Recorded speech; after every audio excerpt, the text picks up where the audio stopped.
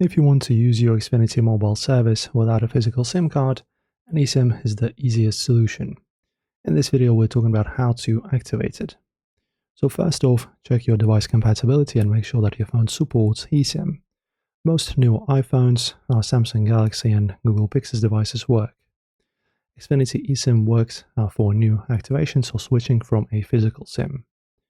Then open the Xfinity mobile app or visit the Xfinity mobile website. Go to Devices and activate eSIM. You'll enter a QR code or activation code for your device. You go to Settings, Cellular, Add Cellular Plan, scan the QR code or enter the code, and follow on-screen prompts to complete activation.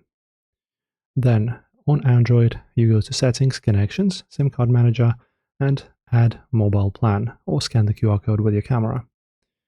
And also after activation, check your signal bars, and try making a call or using a mobile data.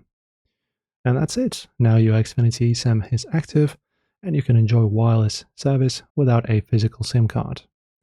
Enjoy, my friends. If this video helped you out, don't forget to like and subscribe.